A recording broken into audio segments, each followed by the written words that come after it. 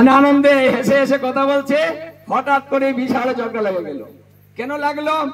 এই যে কথাটা বেশি হয়েছে, কথাটা বেশি হলে আন কথাটাও বেশি আসবে। হঠাৎ করে মুখ ফেসে কিন্তু একটা কথা বেরিয়েই ভরে, ইচ্ছা না কিন্তু অনিচ্ছাকৃত ভাবে অনেক কথা বেরিয়ে যায়, বলতে চাইনি আমি, কিন্তু চলে আসে, যার কারণে লেগে যায়। কথাটা কি বললি, লেগে গেল। আরে এমনি এমনি বলেছি, কয় না হবে না, ইচ্ছা করে বসো, লেগে যায় না। এই জন্য কথা যত কম বলবেন ভালো তত বেশি থাকবে। এই জন্য আহার শুদ্ধি করুন, ভগবানের প্রসাদ গ্রহণ করুন। এটা হলো সহজ উপায়। ভগবানের প্রসাদ যিনি গ্রহণ করেন, কর্মবন্ধন তার চিহ্ন হয়। কোন প্রায়শ্চিত্ত দ্বারাতে মানুষের পাপকে বিনষ্ট করা যায় না, কিন্তু প্রসাদ গ্রহণের দ্বারাতে সেই কর্মবন্ধন ছিন্ন করা অতি সহজ হয়ে যায়। অথচ এই সহজ বিধানটাই কিন্তু আমরা সহজে করতে পারছি না। এটা নিয়ম সেবা। এই নিয়ম সেবা মাস আগত দেখে যে নিয়ম ধারণ করে না, মানুষের মধ্যে তাহাকে নরাধম বলা হয়। মানে যারা নিয়ম সেবা পালন করে না, আমিষ বর্জন করে না, সে হলো নরাধম।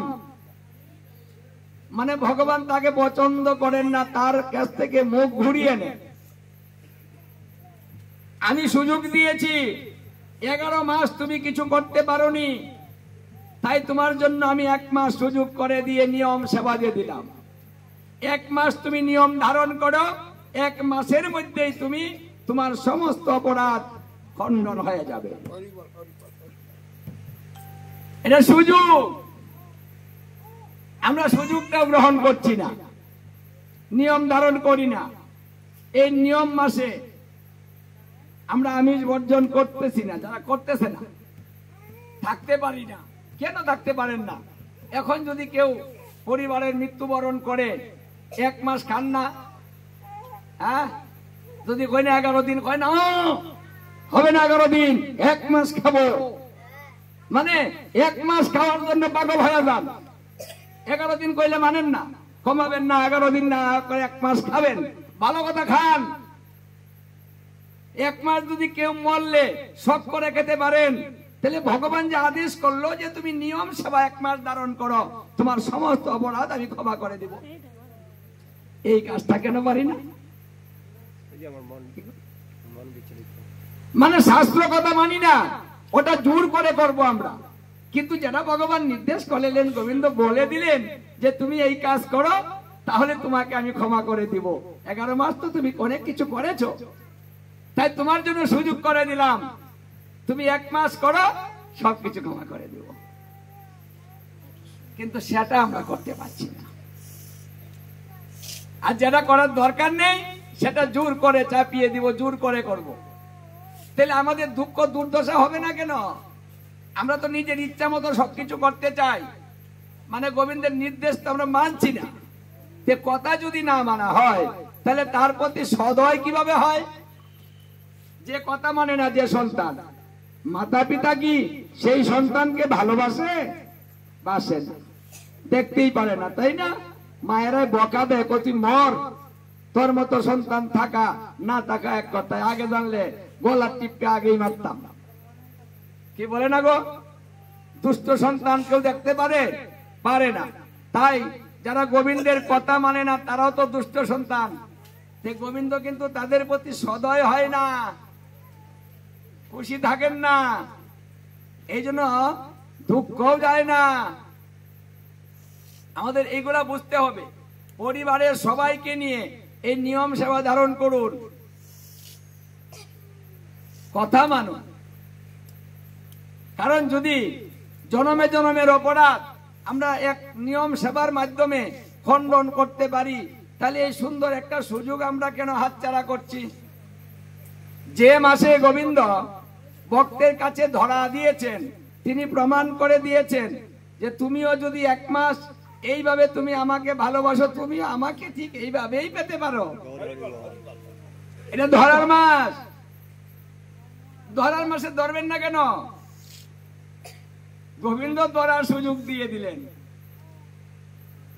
এখন ধরার মাস এসেছে, আপনি গোবিন্দকে ধরবেন না, নিয়ম ধারণ করবেন না, তার কথা মানবেন না, আর গোবিন্দকে বলবেন গোবিন্দ তুমি আমার কাজ করে দাও, আমার সুখ দাও, আমার সবকিছু মিলিয়ে দাও, এই জমি টমি বাস করে দাও, গড়টা ঠিক করে দাও, ওকে করে দাও সবকিছু। মানে আপনি শুধু চেয়েই যাবেন আর গোবিন্দ আপনাকে দিয়েই যাবে, কিন্তু আপনি তার কথা মানবেন না, তার নীতি পালন করবেন না, তার কোনো কথা শুনবেন না, তাহলে কি সে আপনাকে সব করে দিবে? দিবে না। বিনিময়ে কি হবে? দুঃখ দুর্দশা আমাদের আরো বেড়ে যাবে। তাই ভাগবতে পঞ্চম স্কন্ধে বলছে, যে ব্যক্তি এই পশু বলি দেয়, সেই ব্যক্তি পরজন্মে নিজে পশু হইয়া জন্মগ্রহণ করে, তাকেও বলি দেওয়া হয়।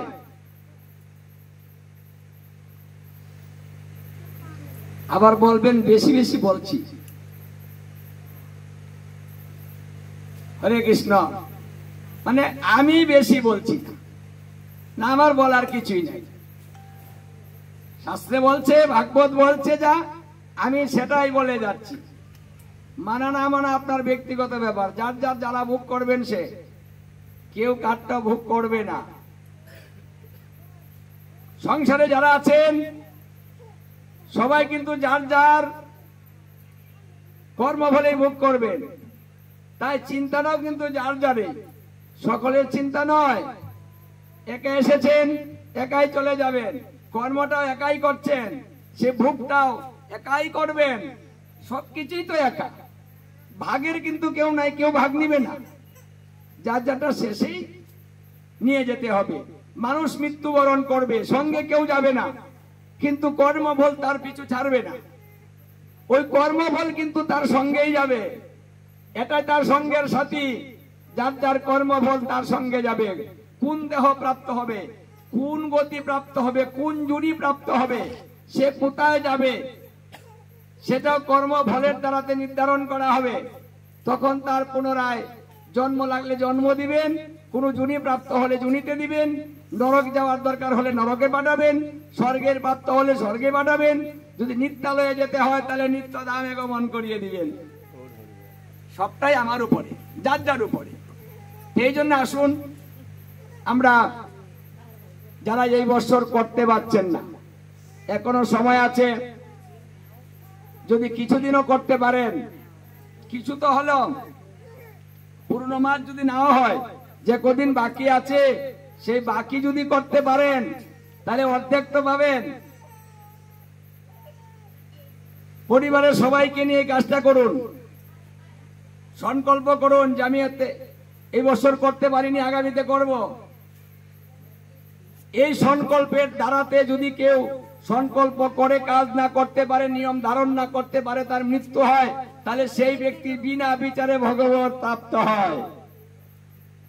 মানে যদি নীতিটা ভালো করে সে বলে যে আমি নিয়ম সেবা করব,